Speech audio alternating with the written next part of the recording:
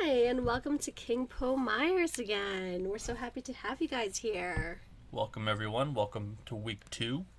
Exactly. So today we're diving into Friday 13th and Nightmare on Elm Street. And we're actually going to do. What are we going to do now? the A first. compare and contrast. Right? Of the first movie, though. The first movie of each. Is that correct? Yes, not the remakes, but the original movies from the 1980s. Okay, because for me, it's my first time watching both. It was my first time watching both. I've heard about them a million gazillion times, obviously. I mean, duh. I just never knew anything about them. Curiously enough, the closest I've gotten to Friday 13th is playing the video game. Mm-hmm. And, like, hearing that sound, that's really all I knew. No intention of ever watching Nightmare on Elm Street, but here we are. So, for those who don't know, much like me, because I had no idea, Friday 13th, the plot is they follow a group of teenage camp counselors who are murdered one by one by an unknown killer while attempting to reopen an abandoned summer camp. Whereas on Nightmare on Elm Street, the plot concerns four teenagers living on one street in a fictitious town in Springfield, not Springfield, my gosh, that's Simpsons, Springwood, Ohio, who are invaded and killed in their dreams, and thus killed in reality by a burnt killer with a bladed leather glove. Sounds good. Yeah, I guess.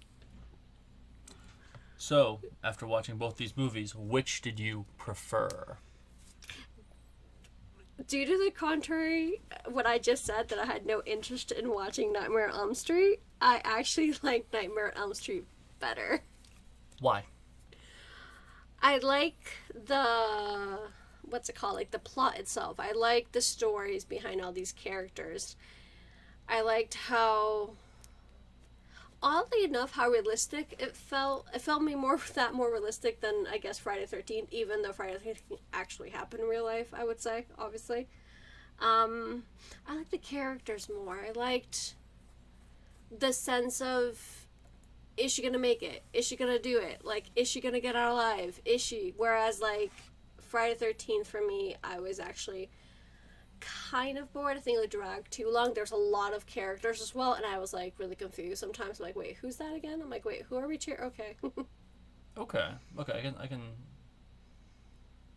I mean, I do agree. I do prefer A Nightmare on Elm Street to Friday the 13th, though bold statement coming. I actually think Friday the 13th Part 1 is my favorite Friday the 13th. I have not seen all the Friday the 13th, but I do love 1. It's classic, campy 80s, and it's great. It knows what it is. It's not trying to pretend to be something that it's not. Aren't both 80s, though? Yeah, but Nightmare on Elm Street wasn't campy.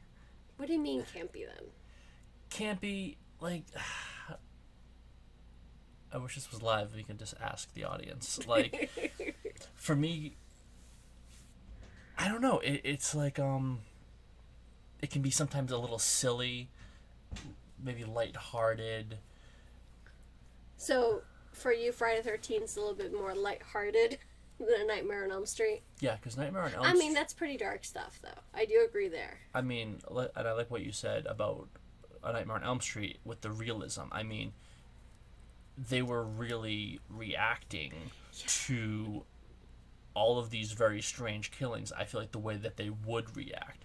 They bring her to the doctor to have a sleep apnea test. Exactly. Like, I just felt like that was more realistic for some reason. But hold that thought because I actually want to come back to that.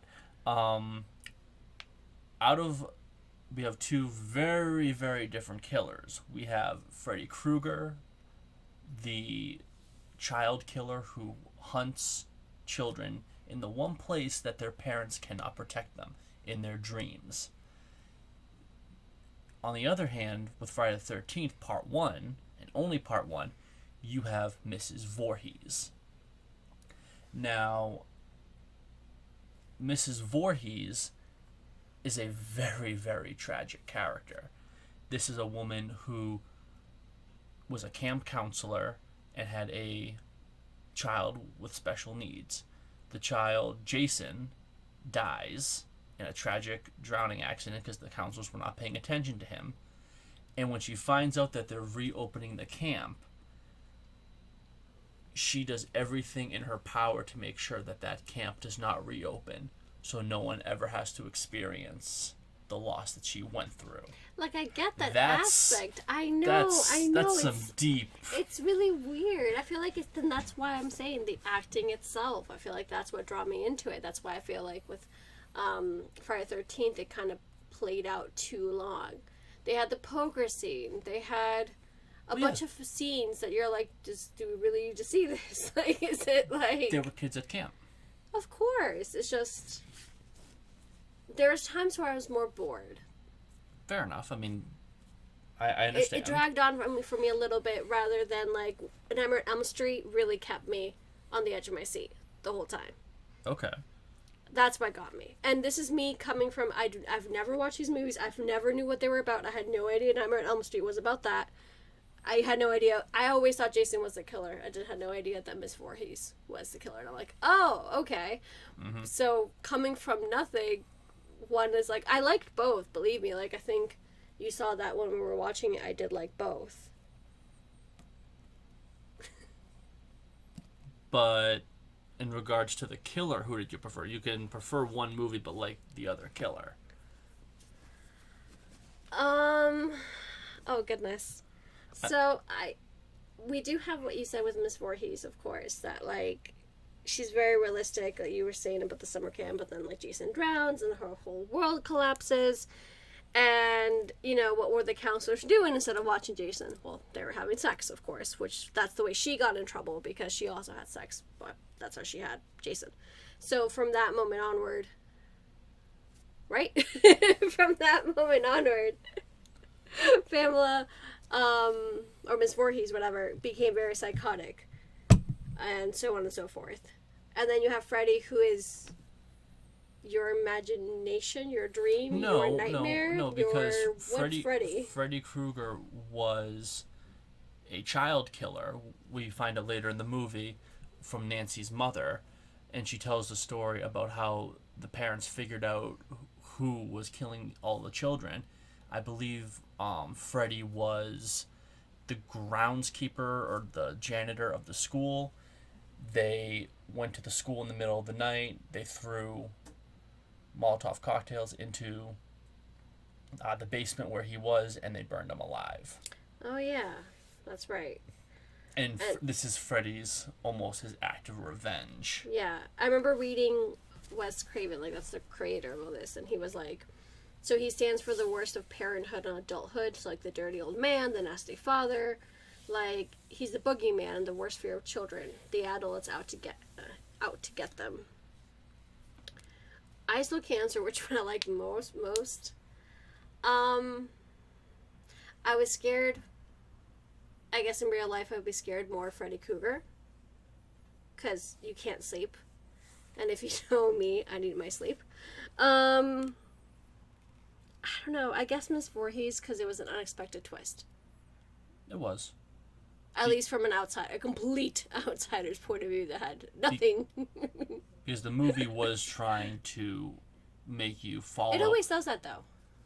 Oh, of course, but I mean, she comes out of nowhere. She really does, and what's hilarious is how much I forget things. I remember a lot of other things, but these little things I forget. When we're playing the video game, you do see her, and I didn't have that connection. I didn't put two and two together while I was watching the movie. I'm like, oh, and not even when she comes up to, was it Nancy? No, Alice. I forgot the line, but it's like, I'm friends with so-and-so, or I'm so-and-so. Yeah, she says that she's a friend of the owners. Exactly. So, like, I didn't pair those two up together. I don't know, which one was your favorite killer?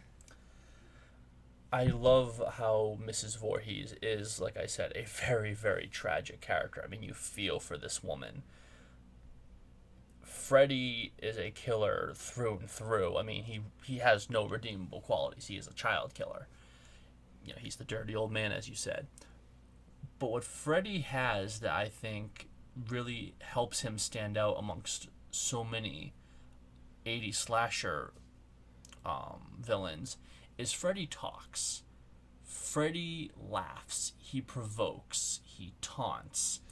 Jason in the other movies and Michael Myers, my Lord and Savior is Michael Myers, and Leatherface and all these other characters, they don't talk. They stalk. They are, forces of nature. And while Freddy is a force of nature, he is terrifying you and laughing about it, which makes him... He's just a great character overall, and it's really weird for me to say this because I've never liked these kind of movies, and they're terrifying to me, and here I am. Point being, he just makes a really great character. I feel like that's why also draw me into Nightmare on Elm Street, and then I have a better one for you. I just realized. I do like movies that are a bit more on the fantasy side, and they're less scary for me. Okay. So maybe that's probably why I've leaned automatically to Nightmare on Elm Street, knowing that that's quote-unquote not possible, not realistic. This goes back to like what we said in episode 1 of Stranger Things and the Demogorgon. Like, those things aren't scary to me because I know they're not real. Whereas, Mrs. Voorhees could be real. Could be real. Perfectly real. So, I don't know. Maybe, like I said, I think killer-wise, probably Nightmare on Elm Street, like so Freddy. I also... One more thing about Freddy. You can clearly tell when an actor is just having the time of their life with a role. And Robert Englund has the time of his life playing Freddy. That's true, though. I do agree. I've heard recently that they want to reboot the reboot because the reboot was so awful. I have not watched it. I have no plans of watching it. But Robert Englund has thrown his name into the hat saying, I'll come back. I don't know how old he is, but he's not a young man anymore, but he's still from 1980. He's still willing and able to do the role, and I think that'd be great to get him back to do one more. I don't know if the whole role, but a scene or something like. No, he can do it. He could do it. I don't know, but I do agree with that. I love actors. I love good acting in general, so you can definitely see that. Once again, this goes back to what I was saying. Like, for me, Friday the 13th was a little bit too long, too boring, too meh. The characters itself, or like, I don't know if the acting, I don't know. I knew it was a box office hit, and I get it, because it was also one of the first of its kind. But still. I watched A Nightmare on Elm Street when I was maybe 12 or 13 years old. I remember the night I watched it, and I liked it. It was, of course, it was Freddy Krueger. It was a very early horror movie for me, and I liked it. I remember, side story, I was over at my friend's house, and their dad was watching either The Sopranos or Rome. I forget which one. But we wanted to watch it with him, and he made us leave the room. And we thought, it was because of the nudity or a sex scene or something. And he said, no, I don't want you to watch this because you're too young and you won't respect it. You need to be older to have a greater appreciation for it. I understand I'm now using this reference to describe a horror movie, but rewatching A Nightmare on Elm Street, I can clearly... It was so much more enhanced for me than it was as a kid. I can totally resonate with that as well, because I take, in my particular case, as a movie lover, Nightmare on Elm Street is just, there's so much hard work. I mean, I'm not saying like there isn't a Friday the 13th, but like what you were saying, that you can appreciate so much, all the storylines behind it, the acting that went behind it, and I understand your dad's friend, I guess that was it, right? Yeah. That time, your friend's dad, there you go. To appreciate the art that goes behind it. And even so like right before recording the episode, I was like looking at information, and like I love Curiosities and whatnot that we'll talk about at the end of the episode. And while I was looking up for stuff, it's like I realized that whereas I thought every horror movie did not have any, I don't know how to say it, like any story, substance, heart. Yeah, exactly. Nothing, because I was like, it's just like a killer killing, and that's it. This just comes from a person who does not like horror, because her life was already horrible enough. This one actually has depth. This is actually, like, with Freddy Krueger, like, there is... I mean, we're not going to get into super detail right now, but the people, the teenagers he chooses for a reason. And I was like, oh, there's actually lots of thought in this. Freddy Krueger, Friday the 13th, Michael Myers, this matters, horror in general. So it kind of opened it up for me. Could not agree more. I love this genre, and I feel like it has nothing but heart. There's so many secret meanings behind things, the reason why characters are built a certain way. It's a very, very rich genre, and that's why I just love it so, so much. Who did you prefer as a character? Did you prefer Nancy from A Nightmare on Elm Street or Alice from Friday the 13th? Nancy. I think it kind of goes without saying, not trying to crap on Friday the 13th, but Nancy was she was a very, very strong character. She was trying to stick by her friends, but also trying to listen to her father, trying to explain what was happening. When your best friend, when one of your best friends is murdered and their boyfriend says, "It wasn't me," even though the door was locked and she was butchered. No, it was like she was like on the walls, and like it was a lot to handle, and I think Nancy held it together very, very well. Very, very well. We got really attached to her. We did. I mean, she was just an outstanding character. And with Alice from Friday the 13th, great heroine. She's the last one standing. Maybe a bit on the generic side. Nancy we really felt for. And with Alice, it's like, oh, you're the last one standing. Okay. Exactly. So I know that you pointed out that the two films that we just happened to watch both have female heroines, I think. And I thought that was pretty cool. Because, like, oh, would you look at that, you know? Once again, I feel like Alice did a good job, the actress. Great. I just feel like Nancy just took the win in so many ways, shapes, and forms because we did feel for her. And if a movie makes me feel something, for me, is a really good one, obviously. And I was panicked for her. And I was like, she can't fall asleep. She can't fall asleep. And then, like, the scene, I'm getting excited already thinking about it. Who would have thought a million years ago that I would? The scene where she's telling her dad, kind of saying, you gotta wake me up in half an hour. Like, you gotta be there. Like, I'm gonna, like, all that. You're like, he better do it. He better do it. Like, all these sorts of things. Like, just that really, really made me motivated and, like her more and just be like, oh my god, yeah. You were rooting for both, but you really wanted Nancy to get through.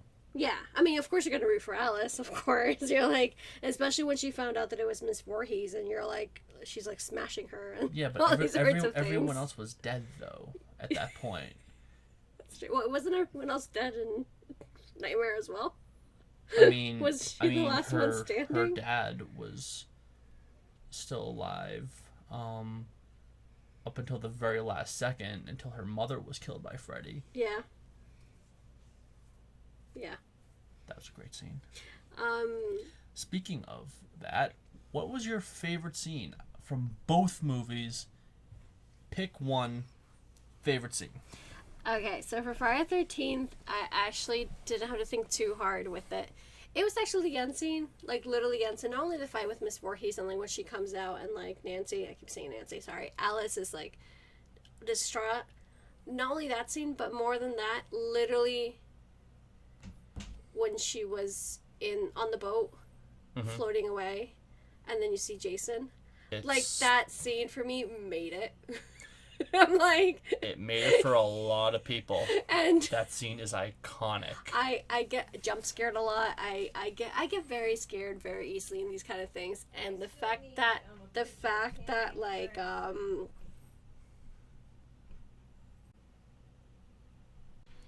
okay, so you're gonna excuse us very much. So we had a little bit of hiccup with background noise and a very playful and lovely little kitten that you already know. We have a little black cat who's 4 months old. His name is Binks.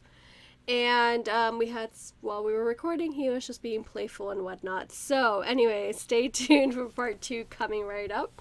Thank you very much for listening to the first 20 minutes of our episode. We're going to continue moving on forward with Freddy Krueger and Miss Voorhees and Alice and Nancy and so much more. Thank you. See you soon. Bye.